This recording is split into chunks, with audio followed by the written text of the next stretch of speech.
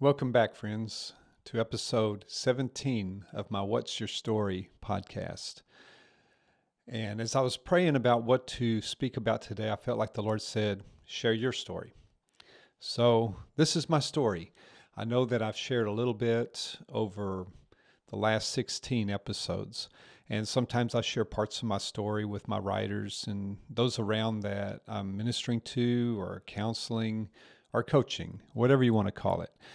And so I'm going to try to do this chronologically, and hopefully I don't get off on any bunny trails. But I know that there's an audience out there that's listening. And so if I do go this way and that way, know that it's most likely because of my audience, that somebody needs to hear it. So my story begins in the 60s.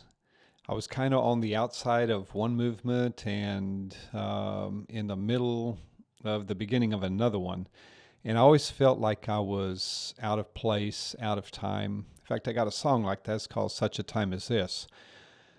But in the 60s, it was a different time. We had the hippie movement, so I was on the end of that. I didn't get to wear a pair of bell bottoms until I was in junior high. And it was right as they were phasing out. And I thought, you know what, if they ever come back out, I'm going to wear them again. And so I buy them now from London. I perform with them on stage. And sometimes I'm wearing them around when I'm talking about what we're doing. But I grew up a few miles outside of Yoakum, Texas. My dad left when I was 3. And, I don't remember hardly any of that. I just know that I grew up with a lot of fear. We had a bully. My grandfather and grandmother had a country store, and that bully would come out every once in a while and to the store with his parents. While they were drinking inside, we'd play outside, and he really didn't like me much. And so he'd do things like he'd roll us in a 55-gallon barrel, and then he had us put our heads in first, and he'd flip the barrel up and sit on top of it, and we were trapped in it. He would take us in a wagon out into the grass burrs, out into the dark with no shoes on, and he would leave us there. And so I became afraid of the dark really quick, claustrophobic. I was asked to jump off a diving board one time, and this wasn't with him, it was with a family member, and I was told that I was going to be caught. And well, I didn't get caught. I missed. They missed me, and I went under the water. And so now I had a little bit of a fear of water. When I was in the 4th grade, I was swinging on the monkey bars, and my hands let loose, and I fell on my back on my arm, and I broke my arm. So I became afraid of heights. Anybody else in those places? I was not confident in anything I did. When I was 6 years old, we moved out further into the country. My mom remarried. We had 4 ranches. Had a lot of fun. Went fishing. I went hunting. We had a 22. We started out with a BB gun, but then we got a 22 and a 410 shotgun. We ate what we shot, squirrels, rabbits, deer. And we had cattle, we had horses, we had sheep, we had chickens. We farmed the land for our own food. And I really didn't know how good we had it compared to now with what's up in our food and everything else. We traveled on the school bus 30 to 45 minutes each way to school every day. And so we had chores to do. We had 2 cow dogs that we had to feed. Eventually, I got a little pet squirrel and fed it. And so we had a lot of fun growing up. It was my brother and I, and then my sister came along 11 years later. And but that was our beginnings. And when I was a freshman in high school, we had moved to town. My mother divorced. And so I had a little bit of a small town. Yoakum was right under 6,000 people. Shiner was under 3,000 people. And our closest city or town to us was a population of 50,000, which was Victoria. So usually on the weekends, we went to dances in the area. And if we needed to go to a movie show or wanted to, or go shopping, we'd go to Victoria. San Antonio was 100 miles away, Houston 120, and Austin 82. So that gives you a little bit of perspective. Um, in high school, I loved band. I took music theory all 4 years. I started out in the sixth grade with the trumpet, played the football season on the trumpet and marching band. And my band director was a new band director at the time, John Fling. He let me switch over to the drums for the spring. And so I played every percussion instrument that there was in our band all through high school. I bought a drum set my last year, my senior year, which I ended up selling a couple of years later to buy a car. So that was one of my regrets, is that I didn't keep that drum set. High school was kind of difficult for me outside of band. I really loved band. I was doing well scholastically. I think I had a 88.465 four-year average. When I was a junior, I got a job, my first job at H-E-B Grocery there in the small town of Yoakum. And what I found out later is that the store director really didn't think I was going to work out. And so after bugging him every week, my mom said, well, you just keep going back in and you keep asking if there's a job. And I guess I bugged him enough to where he hired me. And so I was the janitor. I did the floors every day, 40 hours a week while I was in school for a year and a half. And I gradually went up to stocker, and they put me as a cashier. And then I was running the service department up front. I was cashing checks on Fridays, on the weekends, mainly for people as they got off of work. And a few years later, I was transferred to Luling, Texas as a grocery manager, which was the assistant manager at that time.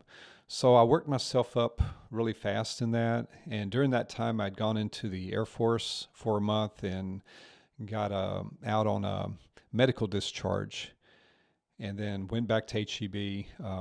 During that time, I also had a motorcycle wreck that put me in the hospital for 13 days. And that time changed my life forever. I was buying a motorcycle, had the loan already approved. All I had to do was write out a check. And I went by the place and said, hey, can I test drive it one more time? And so I stopped by the house, and my sister, Dorothy, wanted to go along with me. She was 11 at the time. I was 20. And we never made it back until I got out of the hospital. So I only had one helmet, gave her the helmet, and we took off down the road, got on the highway, got up to highway speed, and this car turned in front of us in an intersection. I kept the bike up straight, and we went right into the back door on the passenger side. And I don't remember the hit. I just remember yelling to her to hold on. And so I woke up, I was on the asphalt looking up into the sky. I remember seeing an 18-wheeler coming over the hill, and there were two ambulances there. They already had my sister in the back of the ambulance, and they were coming for me. And I said, no, I need to be there with my sister. And so I got up and I walked to the ambulance, got in the front seat on a broken knee, and I had a broken nose. I was bleeding. And thankfully, she only had cuts and scrapes. And they took me to Victoria to an orthopedic surgeon that did a very good job with my knee. But that day changed my life forever. As I had time to think in the hospital, I was thinking, what if I wouldn't have survived? Where would I have gone? Would I have been to heaven? And I couldn't answer that question, and it shook me. And, I don't know if I had a concussion then. I mean, they didn't check for it. I hit my nose. I broke it. So I know I hit my head. And I know that I was laying on the asphalt on the back of my head. But it was like the angels had just lifted us up and set us on the ground. I don't even know how fast I was going when I hit the car. I'd gotten it up to 45 miles an hour. It was a short block, and bam, it happened. So I was engaged at the time to be married the next year, and that went away.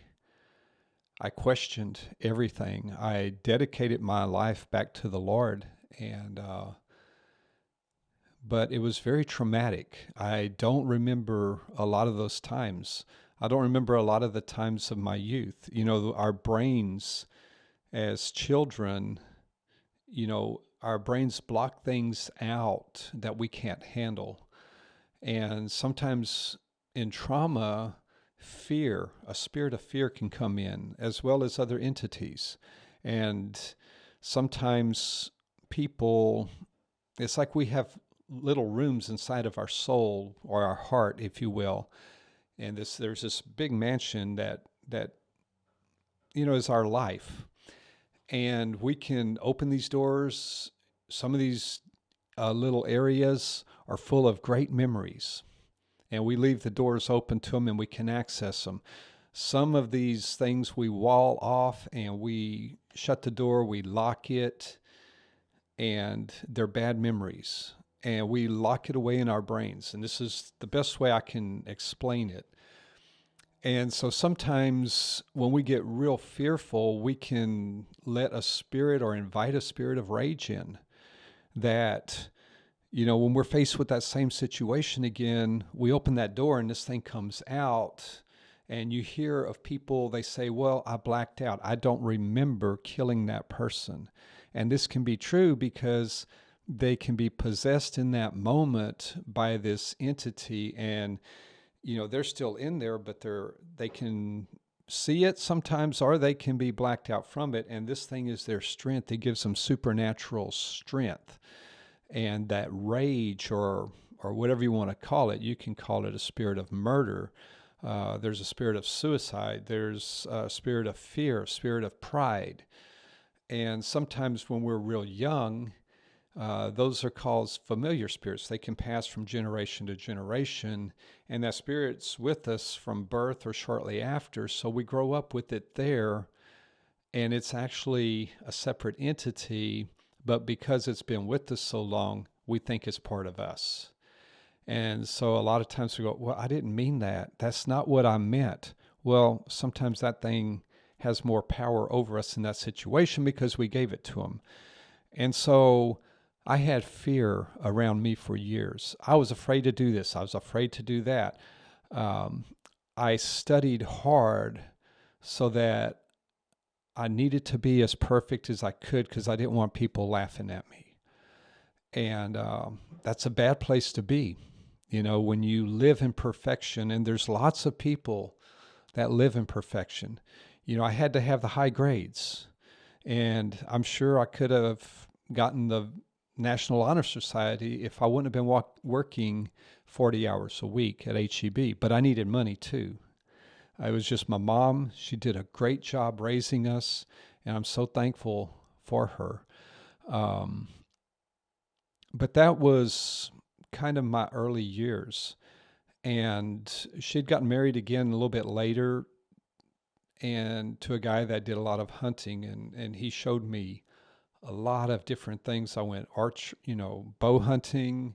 I learned how to reload rifles, the cartridges and things like that. And I learned a lot more stuff. I was in the Boy Scouts, became an Eagle Scout. We did a lot of campouts. And I was always trying to find my way, what did I want to do with my life? I was good in math. I hated English. It seemed like in high school they kept changing the terminology every year. And I didn't understand where to put all the punctuations and stuff like that. I still have a problem with it. Yeah, I've written 9 books now, over 400 songs. All I can say is it's good to have an editor, somebody that knows how to do that stuff. But I tried different things growing up. And I share this with young people now because I'm trying to encourage them. I didn't even know that I could write music till I was 26.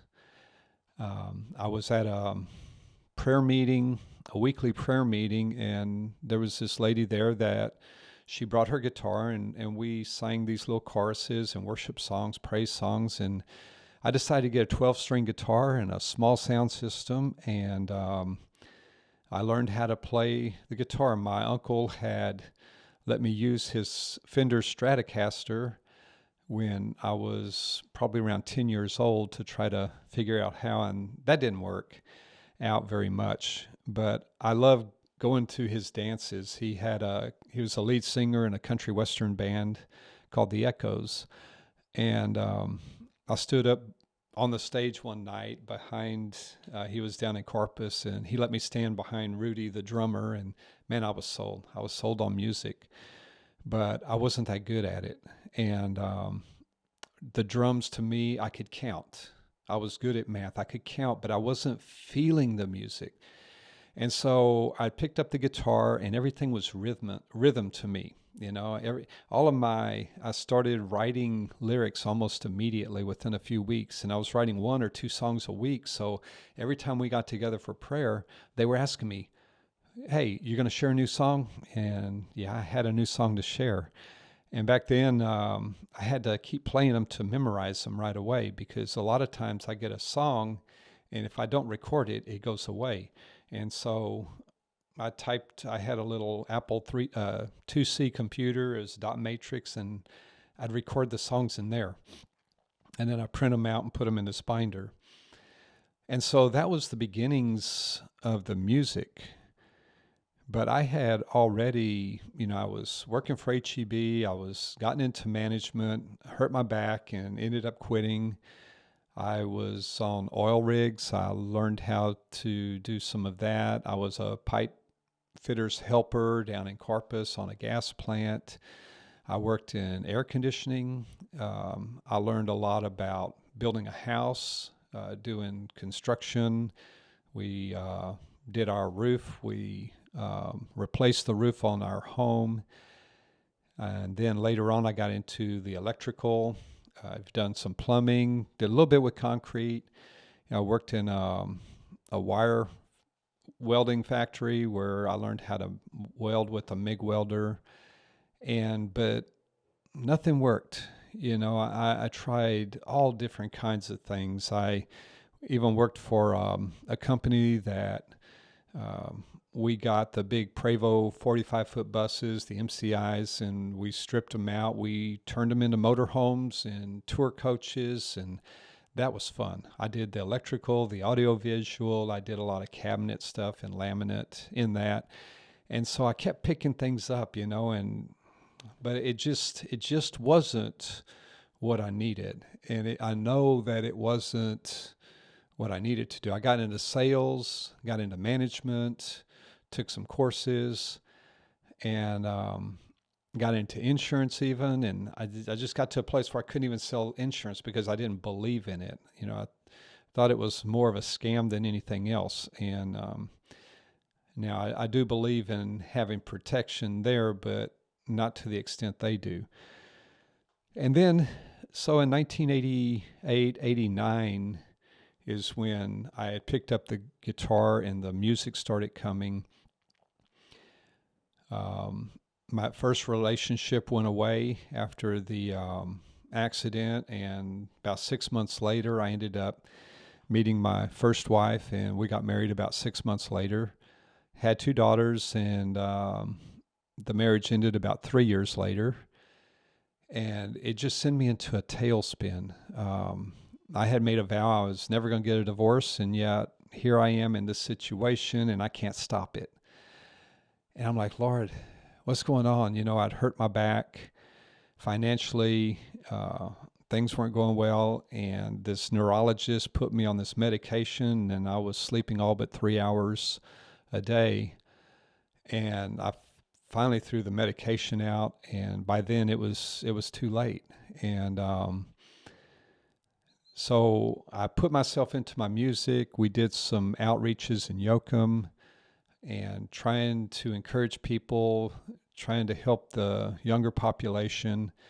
I became a youth pastor at an Assembly of God church and had a youth group there.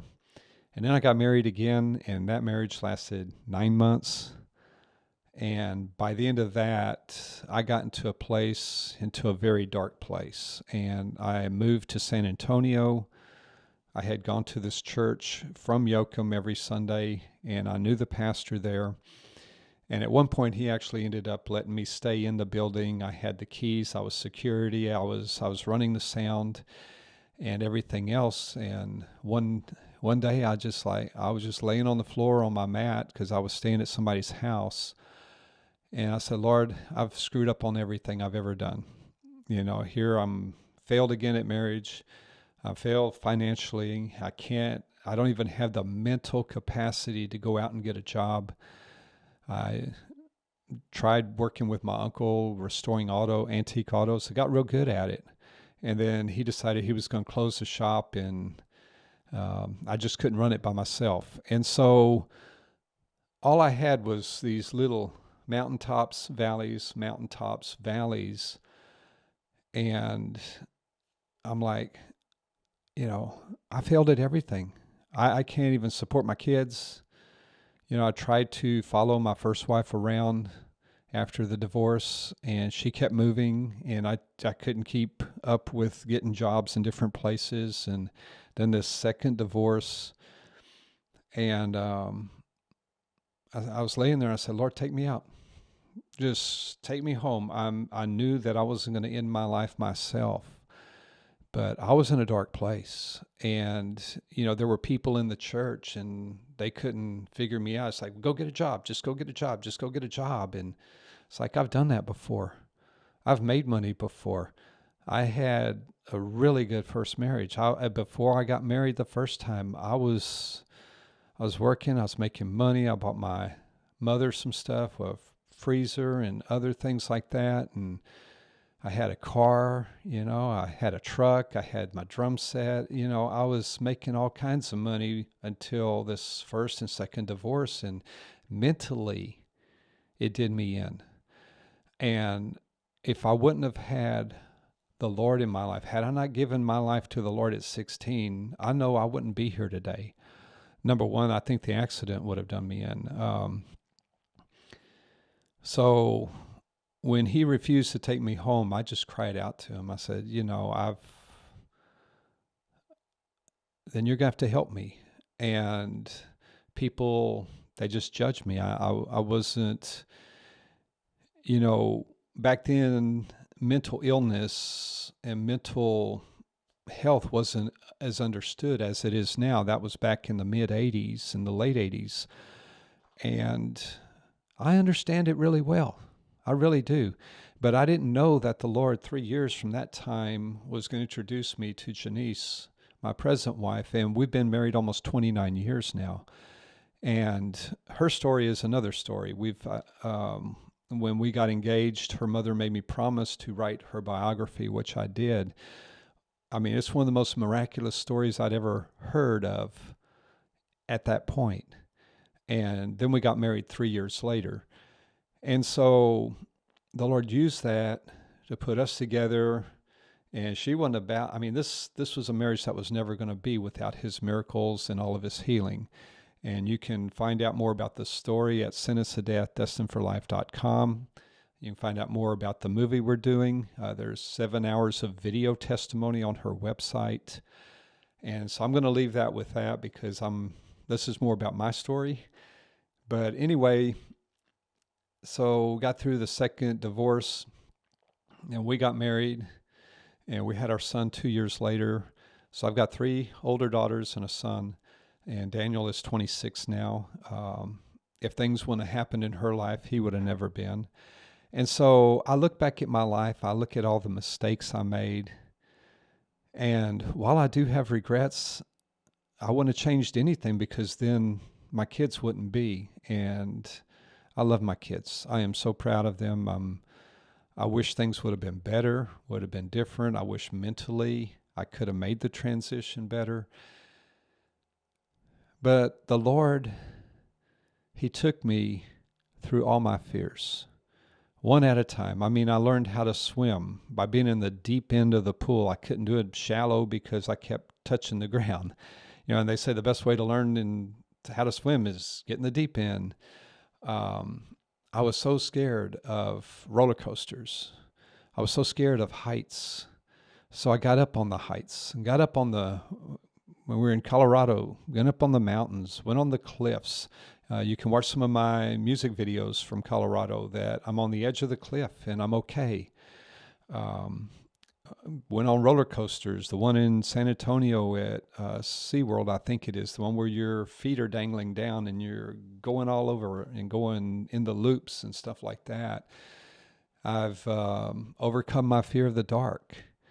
The Lord led me in these places. I've overcome my fear of failure. I failed so many times. I mean, gradually you kind of get through that. So, here I am 60 years old. And I've got 3 albums out now. I've got 9 books I've written. I've got some poems I've written, some art prints. This print back here goes along with my first book I wrote, which is an allegory of the 2 different paths of life. And believe it or not, I did 40 generations of this poster, and we're going to bring it out with the merchandise. I may have an artist actually redraw it for me. I don't know. I mean, it's one of these places that if you put them in a waiting room or in an airport or something like that, people have something to do. They can go and read it and things like that. So there's a lot of things I've done. I've got a 5-book fiction series on the kingdom of God. It's romantic, prophetic, it's supernatural. There's some clues in it. There's mystery. It's set on the worldwide stage. We're going to turn that into a Netflix series at some point. And like I said, we're taking Janice's story, we're turning it into a movie so that we can get the hope out there. And so we're doing all these all-day events now. We're planning those. And what that entails is we're going to have multiple performers, dancers, singers, songwriters, comedians. We have a theatrical performance. And we're going to put these on in communities around the country, maybe even around the world eventually.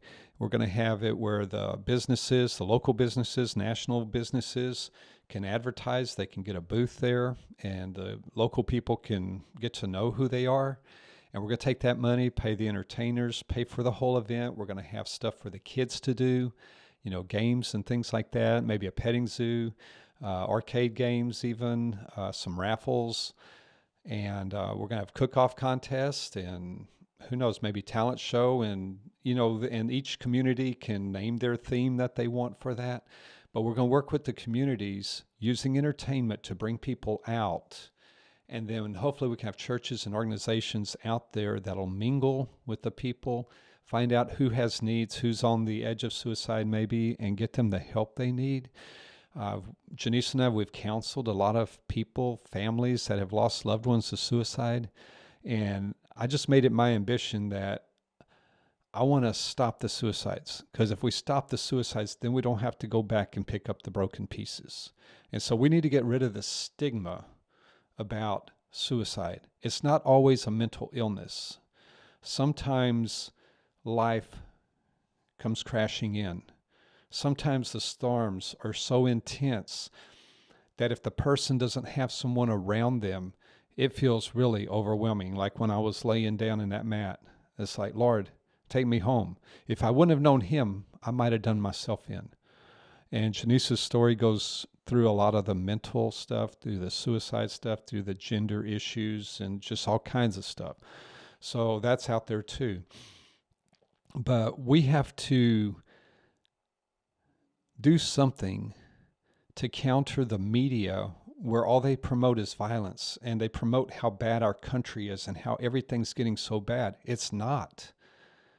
Yeah, there's inflation and stuff, but the main majority of people I pick up for Lyft, and I've done over 8,000 rides now, they see through it.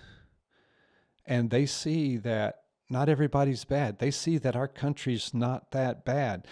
I pick up people that have come here from all over the world, and they say America is still the best country in the world. Why would they give up everything to come here if it wasn't? They come here for freedom, and we can't let our freedom go because these outsiders are trying to tear us down and take over and rule over us. No, America is what we the people are. We're the ones that are America. And if we start helping each other like we do in times of disasters, like the fires out in California, the tornadoes across the country, the hurricanes, Hurricane Harvey here in Houston, where people that were nearby that had boats, they hooked up their boats to their trucks. They came in, put their boats in the water. They never asked for a dime. They spent gas to go rescue people. That's what America is. Now, if we can do that in times of disaster, why can't we do that every day? And if you go through my other series on my Dreamer's Ink book, there's more on how you can find your life dream, how you can find your God-given dream, and how we can do all this, how we can help each other, because we've all got a dream. But see, when God creates his perfect plan, his wonderful plan for us, and it says that in Psalm 139, each of us, he's written a book in heaven about us, right?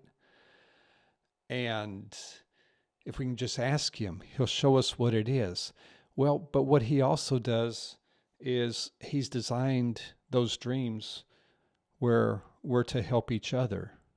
See, each of our dreams, our God-given dreams, are independent or dependent upon others helping us and us helping them. And every dream that he has for our lives are impossible without what I call the God factor, and that's him. We can go for what we think is our dream and put everything into it and totally and utterly fail at the end of our lives. Or we can turn this way and ask him, well, Lord, I've heard that you're a mean God. I've heard that you're a God of judgment. I've heard that you're just a bad dude and I don't want to get in your way. Well, that was bad religion, because God loves everybody. He loves his creation. And we choose, it's our choice, whether we want to get to know him. How this wonderful God that created us, that has this wonderful plan for our life. You know, well, that person was a Christian and look at them. Well, that person's a Muslim, look at them. That person's Buddhist. That person's an atheist. And so we see all these different things out there. Well, what if we want to find the truth? Keith Green said that he looked at all that stuff. But when he found Jesus, he found reality. He found a God that you can communicate with. And I mean, I've seen him. I've seen the angels. I've talked to him. He talks to me.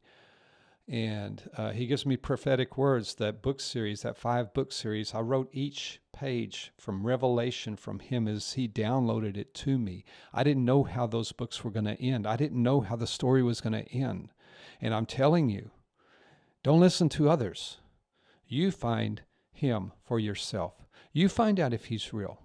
You know, Janice said, I want to know if you're real. I hear what others are saying, but I need to know you. And after her accident, after they had sentenced her to a death by the doctors because her brain cells were dying and everything else, he came down and he restored her. And she had like a mouth-to-mouth communication that I was in awe of, that a lot of people were. And so you can't tell us he's not real. You can't tell us that he doesn't love people, because he does. The people that don't think that, they're listening to the wrong voices. They're listening to the enemy, to the devil. But I want to challenge you, you find out for yourself. And so you can go through episodes 4 through 15, I think it is, that goes through the book. And get the book. Get your friends around you. Get your family around you. Go through it together, so that, because each of us sees something in others that they don't see in themselves, and we can encourage them. And we can also say, you know, you might want to stop doing that, because what you're believing is not true about yourself, and you're dragging yourself down. And it's like, come on, let's walk together. So that's what I want to bring to you out of this story today. There's a lot more to it. There's a lot of my life in the books. Part of my life, the first few years of my marriage to Janice is in her biography as well. How we got together, what we went through, how we dealt with things, and the healing, the miracles. We get miracles almost every day because we need them. And Father loves showing off. He loves being himself. He loves helping his people. He loves being in our lives. He loves walking with us. The birds, they come around and they sing special songs, and the breeze, the air that blows through our hair, and it feels like he's just touching on us. All of creation glorifies him and is groaning and waiting for the sons of God to be made manifest, to take our place, to bring peace to this earth where there's chaos and destruction and all evil.